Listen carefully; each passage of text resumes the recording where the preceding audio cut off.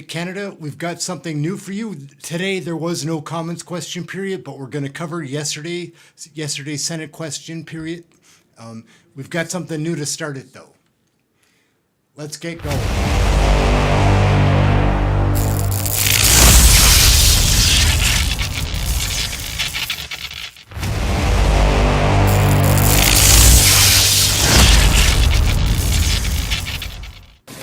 Question period. Période de questions. Sénateur Platt. You like that? Thank you, Madam Speaker. Senator Gold, I hope you don't consider this a partisan question. Operation Père Noël is a charity in your province of Quebec that provides presents to children in need, gifts. Last week, they said 27,000 children under the age of 17 had already sent in their requests, an increase of 2,000 over last year. The charity also said it is surprised how many children are asking Santa for basic needs, not gifts or toys. Children are asking for food for their families and snacks. A large number of children are asking for snowsuits and boots. One teenager wrote to ask for deodorant and a toothbrush. This is in Canada, Leader. As a father and grandfather, this is heartbreaking. Will the Trudeau government reverse course and end its inflationary carbon tax on food and provide a brighter new year for children across Canada? It's a pretty depressing situation right there. Goodness gracious. Thank you for the question. The question, or at least the preamble to the question, is troubling. The thought that anybody in this country, but certainly children, feel that instead of getting the gifts that we all want to give our children and grandchildren at holiday times, they're asking for food and clothing is heartbreaking. I'm a father and grandfather. You don't have to be a father and grandfather, grandmother, grandparent, or parent to feel that. And the cost of living is posing enormous challenges for all of Canadians. And I know everyone in this chamber hopes and wishes that that will alleviate soon. It is not the responsibility of the government, however, it's not the ability of the government to fix all problems that we are facing, and the carbon tax in the position of this government is not the cause of this, unfortunately. Thank you, Senator Gold. Somebody would stand in front of your door and block your door, you would remove that person. Yes, you would. That's what the carbon tax does, remove it. Yeah. A volunteer at this charity told a Quebec newspaper last week, and I quote, "We managed to provide a little relief, but the rest of the year, what happens?" It's a good question, Leader. A report today says that Canadian families will spend $700 more on groceries in 2024. What will happen then, Leader? How many more children and their families will need help to feed themselves next year, Leader, with this tax? It's not getting better, right? You know, I simply rise to the level of I can't escape the concern that I have for these families, and therefore you'll forgive me if I don't answer with the same partisan or political intensity that you do. The carbon tax is an important tool to combat climate change. The government provides support to Canadians, as does provincial governments and others, and really at this holiday time, let us do what we can to provide the help to our families and to their children, and not indulge in this ongoing. Merci, Senator Gold. Thank you, Senator Gold. Senator Carignan. Senator Carignan. Thank you, Madam Speaker. My question is for the government leader. Mr. Leader, today is the media's food drive. I invite all Canadians and Quebecers to be generous, as usual. Because after 8 years of the Liberal government, the needs are immense. Allow me to quote Chantal Vézina, Executive Director of Moisson Montréal. Needs have been steadily increasing since the pandemic. We thought they would subside, but now it is no longer just the so-called vulnerable who are the core clientele of food banks asking for help this year." End quote. The middle class, people with jobs, now have to turn to food banks. This is indecent. Senator Gold, when will Prime Minister Trudeau put an end to his inflationary policies that are impoverishing Canadians? Senator Gold. The Government of Canada's fiscal and monetary policy has served us well to get through the pandemic. And if we look at the numbers, the inflation rate continues to decrease. That does not mean that the cost of living, or rather, it does not mean that it is not difficult for Canadians to live in different circumstances, because it is true that costs at grocery stores continue to rise. But to answer your question, it is not the government's policies that are responsible for what is being seen worldwide when it comes to the cost of living, including at the grocery store. Carignan. Senator Carignan.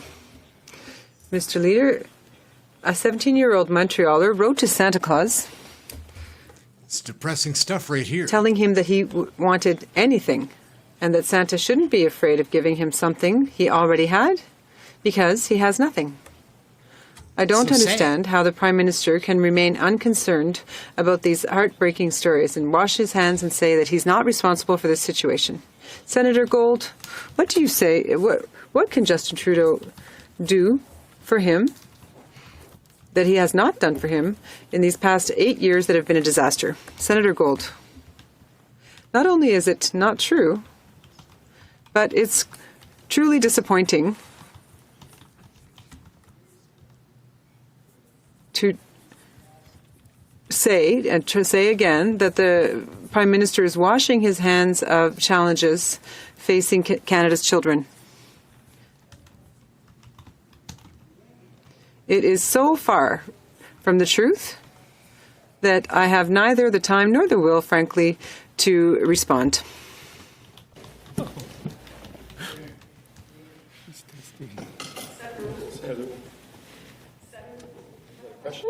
No.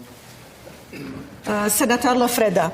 Senator Lafreda. Madame la Présidente, Thank you, Madam Speaker. I want to lighten it up a little. Play On is Canada's largest street hockey festival.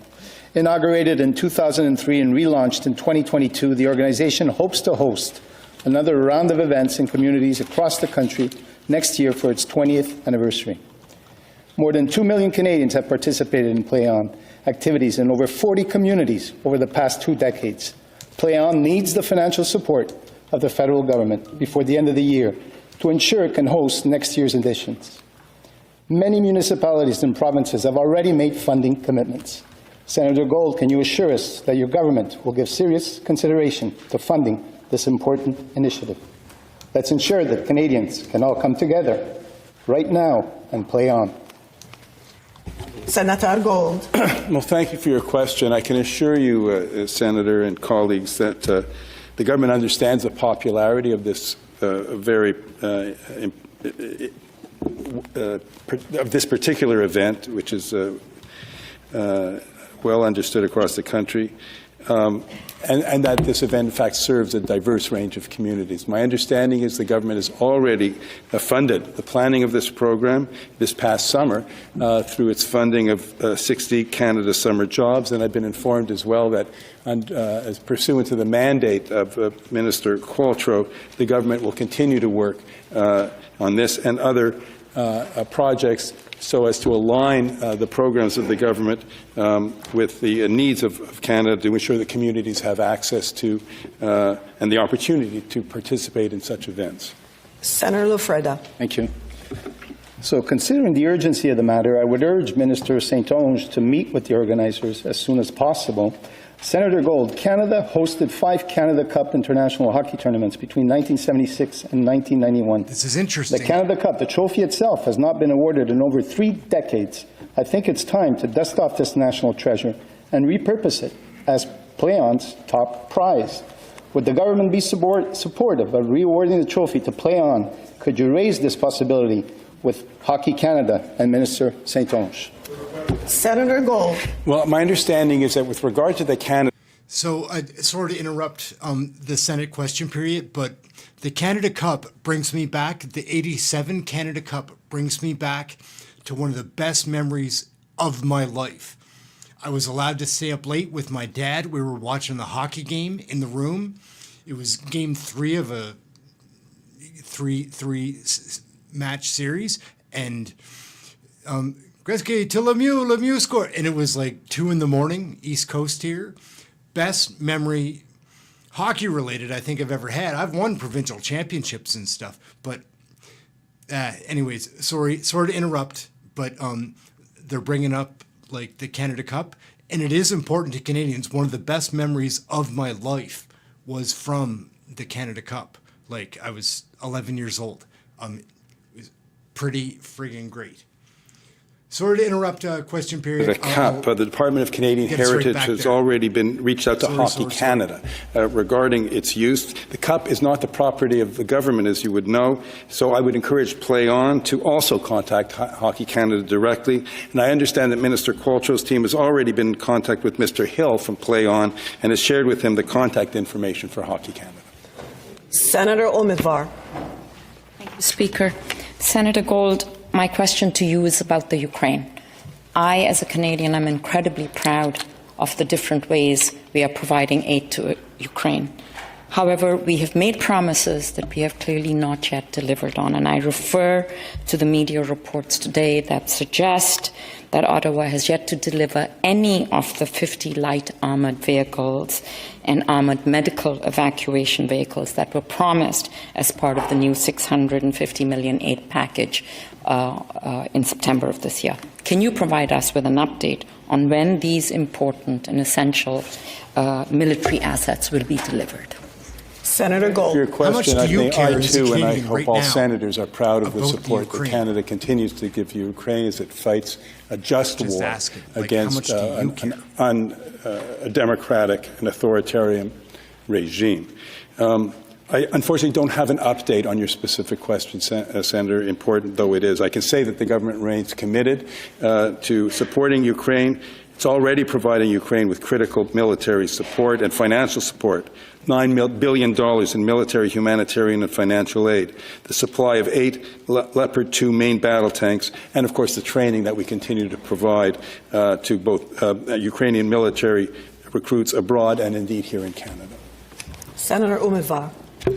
Thank you, Senator Gold, for that answer. I look forward to receiving more details. I think we all know what the discourse to the south of us in the United States means for the war in Ukraine. This lady has an agenda. Canada passed a law in 2021 not good for us in taxpayers. the Budget Implementation Act to seize and repurpose frozen assets of oligarchs and entities. 2 such cases have been taken action on by the Government of Canada, but there is no update as to where they are in the proceedings. Can you provide us with an update?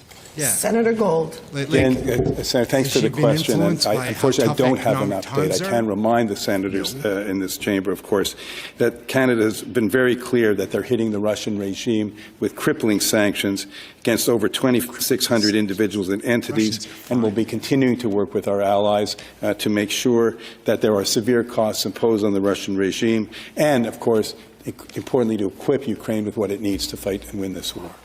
Senator Quinn. Thank you, Speaker. My question is for Senator Gold. Senator Gold, there are 2 linked issues affecting our service industry, which should be of concern to government due to their impacts on our economy. On January 1st, the progressive government policy that enables foreign students who attend our Canadian universities to work 40 hours per week, and it will be reduced to 20 hours. Yeah. All students face increasing costs in areas such as housing, health care, childcare, and groceries. There are additional pressures for international students, given their higher tuition costs, and higher tuitions, of course, are important to universities' revenue streams. The reduction of hours has an impact on their income, households, and also in their availability in sectors such as the restaurant sector, where finding workers is problematic. Linked to this is the automatic inflationary increase in the excise tax affecting the spirit, wine, and beer industries. This escalator tax is scheduled to increase to 4.7%, which will further jeopardize the business viability in the restaurant sector. My question, why won't the government consider extending the 40-hour workweek policy to support international students who contribute to our economy, including in the restaurant sector? Senator Gold. Well, thank you for your question, Senator. And underlining both the importance of international students for our universities and for our communities, indeed for our country, but also, in fact, underlining some of the challenges that the federal government and provincial governments and universities have in ensuring that we provide proper support for such students when they are here, that the systems under which they come here are transparent, fair, and free from the regrettable fraudulent activity that has sometimes characterized those who serve as middle agents for, in the attraction of students. So the Government of Canada, through its various funding envelopes, of course, works with the universities to provide funding for their research and other activities. The provinces and universities in each of our provinces and territories work as well to manage support for the students. The government will continue to do its part in this regard. Senator Quinn. Thank you, Speaker. Senator Gold, restaurants and drinking establishments are key sale points for the spirits, wine, and beer producers across Canada. Last year, the government saw the logic in reducing the excise escalator tax from 6.7% to 2%. This year, that tax is scheduled to be 4.7%. This increase not only adds increased costs to producers, but also to restaurants, who are already dealing with inflationary pressures tied to all other cost drivers. As we all know, restaurant viability is traditionally risky, and any increase in costs could be the difference of them staying in business. Senator Gold, do you not agree that the 2% increase last year should be maintained for this year? And could you raise this matter with the Minister of Finance? Senator Gold. Well, thank you for your question. I believe in the past I've answered questions of this kind, but I simply will be happy to pass on this your concern to the minister when I next have the opportunity to address her. Senator Bernard. Thank you, Your Honor. My question is for the government representative in the Senate. Senator Gold, I have been closely following Senate appointments and warmly welcome all of our new colleagues. I'm especially pleased that we now have the voice of a Mi'kmaq from Nova Scotia and an Acadian from Nova Scotia. But I'm concerned that we have not seen a single black man appointed to the Senate since 2010. Black men in Canada are subject to harmful stereotypes, such as being aggressive, dangerous, and/or untrustworthy. That's true. Research has well documented this. Black I guys have it believe tough out there. this negative stereotyping is impacting the appointment process. What is the government doing, Senator Gold, to make sure there is black male representation in this chamber? She's got a good question. A lot of people might not like that one, but that is a good question. Since 2010... First of all, Senator, thank you for your important question and for underlining the importance of diversity in this chamber and for your advocacy in that regard. Applications for the Senate, which many of us submitted, are vetted by an independent advisory committee constituted by nominees of both the province and the federal government. It is arm's length from the government. Those nominations are vetted, and then a list of recommendations are given to the Prime Minister. I cannot comment on your belief as to what criteria may have entered into the selection, nor am I aware of how many applicants there have been from of black males. But I am assured that this process is a fair, open, and equitable one, and all processes should be free of any hint of discrimination, intentional or systemic.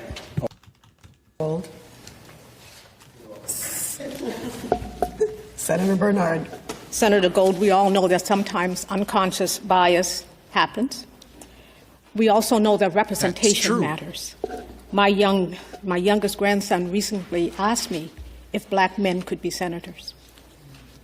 Senator Gold, will you commit to raising this matter with those involved in the appointments process? Senator Gold. Well, what I can commit to, Senator, because my role is really not, I do not have a role in the appointment process.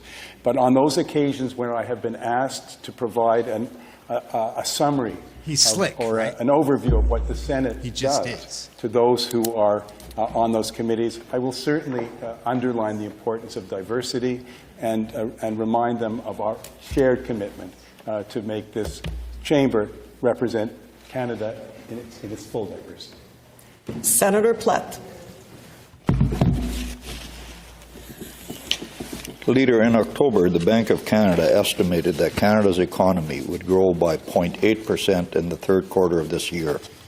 Instead, Statistics Canada reported our GDP actually fell 1.1% in the third quarter of on an annualized basis. As the Bank of Montreal said last week, Canada's economy is struggling to grow, managing to just keep its head above recession waters. Our economy and our people are struggling, but we are stuck with an NDP Liberal government dead set on inflationary debt, deficits, carbon taxes, and widespread mismanagement. Aren't we, Leader? No, we are not. It wasn't that long ago that members in this chamber will remember how the opposition in the Senate was predicting inflation going to the roof. It's come down. In predicting inflation, it's come down. It seems that the management of the worldwide economic crisis post-pandemic of this government is all, when it proves to be successful, is ignored. It's as if we live in Groundhog Day, and one simply recycles the old talking points, regardless of what the actual circumstances show. Life is hard for Canadians, but the economy is doing fairly well compared to other G7 countries. And it is the opinion of the government that the prudent, responsible measures that it took in the fall economic statement are, to some large degree, responsible for us navigating these tough waters as we have. Senator Plett. Talk of predictions. Let me make one, Leader. Sometime in the next year courage to call an election, Canadians will show us how tired they are of this. The OECD forecasts Canada will be the worst performing advanced economy between now and 2030, and from 2030 to 2060, with the lowest growth in real GDP per capita. In the United States, Leader, GDP grew by 5.2% in the third quarter, while Canada's economy shrunk. These are facts, leaders. These are not conservative talking points. Are you going to dismiss them as well as a partisan attack? Senator Gold. I'm not dismissing them as a partisan attack. Projections as to how what the economy is going to look like in 2050. I gather, if I can remind us of my law professor's quote about crystal balls and strong stomachs, you clearly have a much stronger stomach for those kinds of predictions than I do. Well, whatever. That's Senator an insult Martin. in his answer. Leader, my question concerns the video released by the Royal Canadian Navy last week. In the video, Vice Admiral Angus Topshee had this to say about the impact severe staff shortages is having on the Navy's readiness. Quote, "Our West Coast fleet is beset with the shortage of qualified techs, constraining our ability to maintain and operate our ships and causing us to prioritize the Halifax class at the expense of the Kingston class. Challenges in generating techs for the Harry DeWolf class mean that we can only sail one at a time right now."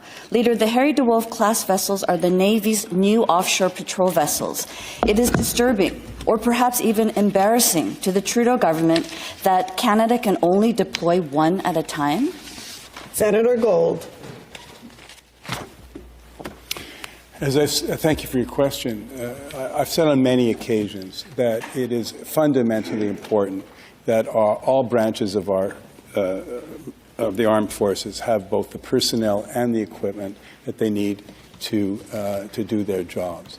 The investment that this government has made over the years has not obviously been as fulsome as some would have hoped, notwithstanding the fact that defense spending has increased under this government for many years. And it is also the case that we are struggling with retention of personnel. The government has made important investments, both in the area of ships and for the Navy, as it has in other areas of our military, and will continue to do so, and continue to try to bridge the gap between our needs and some of our more aging inventory in that regard. Senator Martin. The fact is the Navy has neither the adequate personnel nor equipment. In fact, the Vice Admiral also said in the video that the Navy must find a way to keep the Halifax-class frigates running until at least 2040. These frigates are already at the end of their 30-year design life, and by 2040 they will be about 50 years old. Does this poor state of readiness say what does this poor state of readiness say about how the Trudeau government views NATO and the Indo-Pacific strategy, where these frigates are required to meet Canada's commitments? Senator Gold. Canada is doing what it can within its fiscal, within responsible fiscal parameters to continue to support our military. And again, as I've said on other occasions, and Hansard will show, the government's investments in defense as a percentage of GDP are greater than those in the previous government. This is not an excuse, and it is not to shirk responsibility, but to acknowledge that the government is doing what it can in a responsible and fiscal way, and it will continue to do what it can to support our military. Senator Coyle. Senator Gold, as a result of the recent months of conflict in Sudan, the situation is beyond dire. Thousands of people killed, 5.1 million people internally displaced, 1.4 million living in neighboring countries, widespread hunger, 19 million children out of school, accusations of ethnic cleansing, widespread sexual violence, and other serious human rights violations. Senator Gold, with the world's focus now on the Israel-Hamas war and the war in Ukraine, Canada and other Western nations are being accused of ignoring the situation in Sudan, or at least not doing enough to help resolve the crisis. Senator Gold, could you tell us what Canada is doing to both respond to the humanitarian crisis, but also to help resolve the conflict in Sudan? Senator Gold. Well, thank you for your question, for underlying, as we need to be reminded that it is not only the conflicts that have attracted the top fold headlines, for those of us who still read newspapers, that there are humanitarian crises and vicious conflicts going on throughout the world. Sudan is clearly one of them, somewhat long-standing. Canada and its allies are seized with providing and are continuing to provide humanitarian assistance in Sudan, and funding for emergency food, nutrition assistance, clean water, hygiene, sanitation, health, and protection services. The resolution of this conflict is beyond the ability of Canada or any one country to resolve. Canada will work with its allies in the hope that the conflict will come to an end and the citizens of Sudan can be spared any further hardship. Senator Coyle.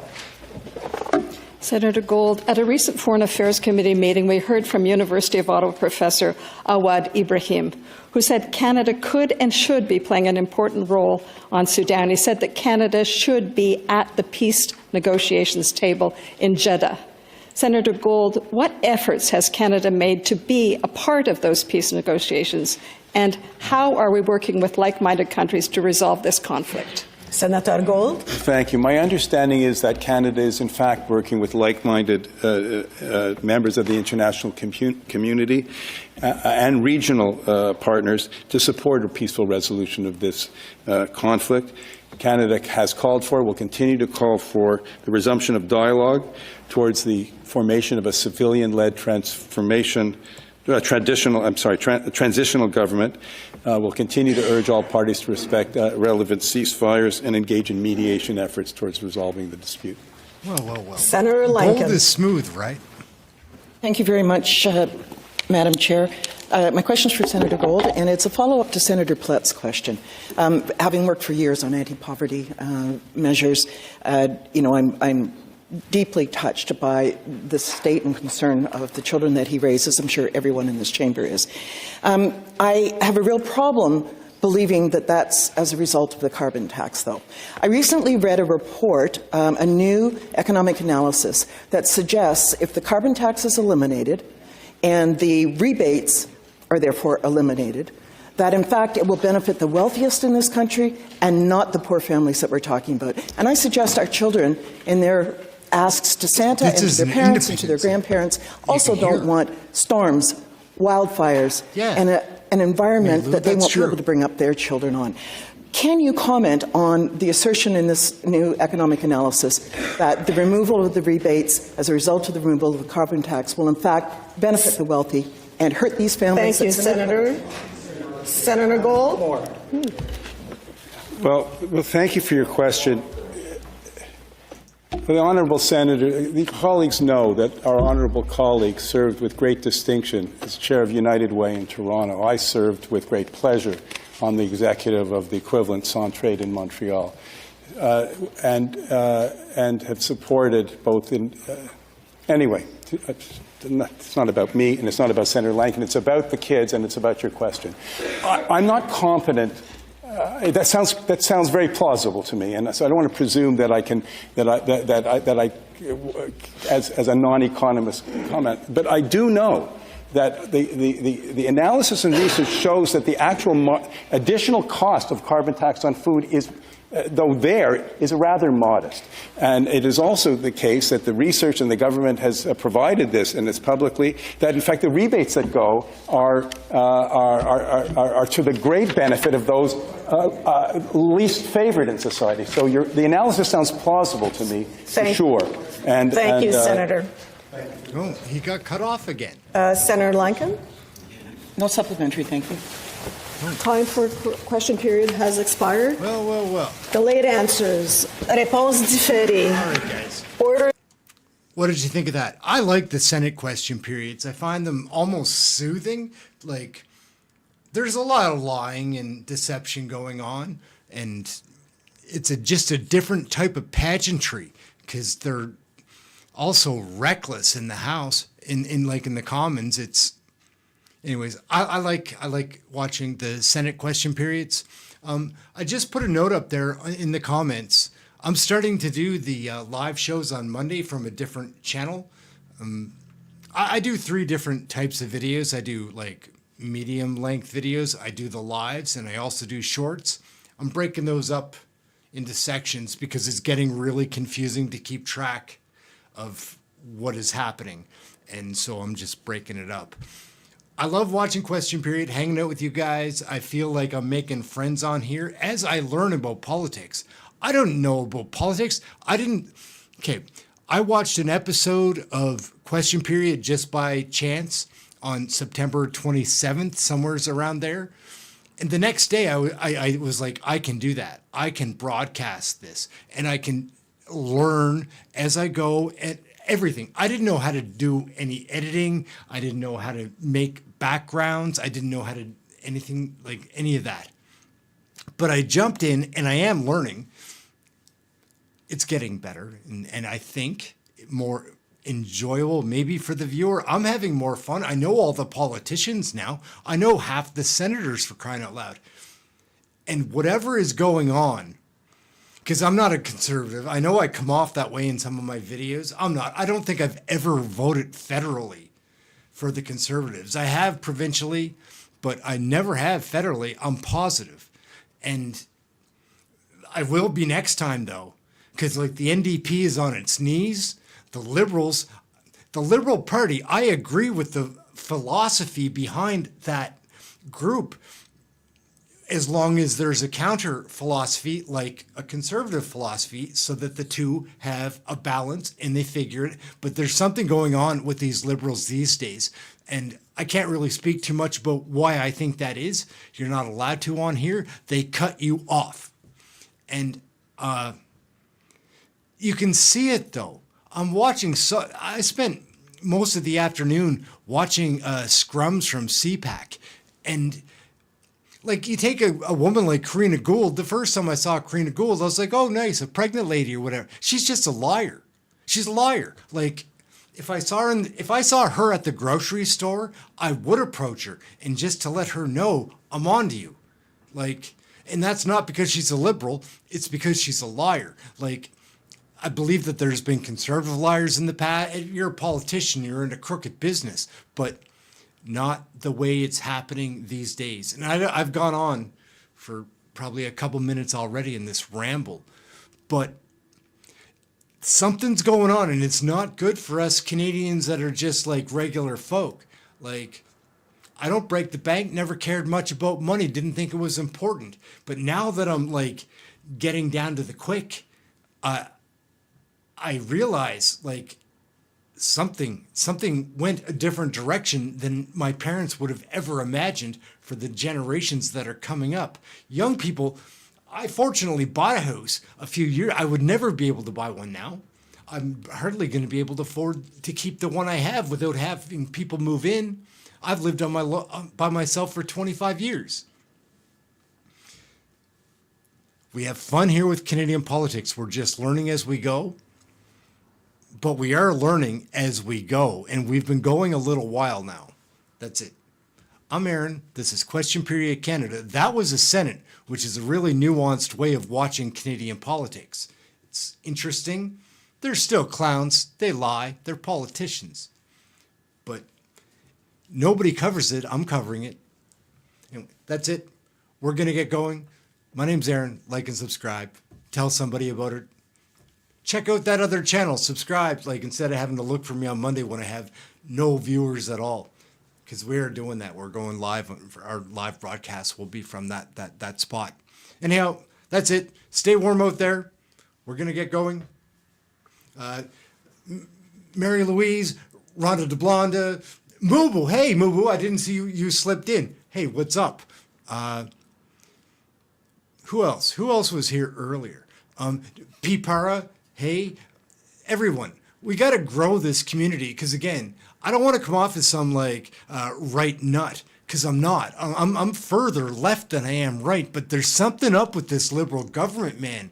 Like, and you can see it once you start watching that they have an agenda, and it's not for Canadians. It's for the breadbasket of Europe.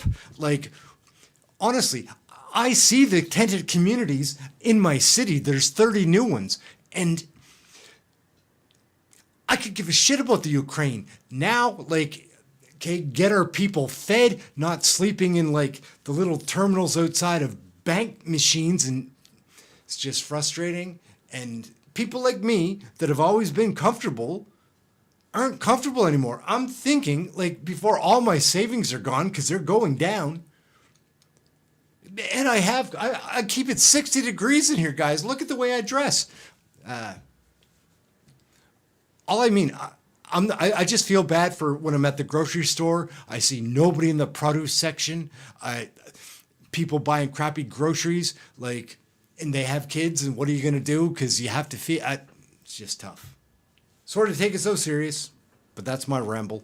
Friday night, there was no comments question period. There was this one, and we will be covering all the Senate question periods. It might not be on the day they happen, but we will be covering them. I figured out some tricks today that will make it better. And I hope you like that intro. That's what we're going to go out on, is the intro again, because I worked hard on making that. And hey, MacGyver, what's up? Hey, Hugh Hart, what's up? Yeah. We're going to go out on the opening that I made today, which means that I'm committing to covering the Senate because I made this opening. So if I make the opening, you have to cover it. Of the day, ordre du jour. No. Here we go. Sorry, guys, you're just getting the audio. We'll fix this up, and we're going out on this. It's just the opening to this. I'll make a closing for it tonight. Here we go. Oops.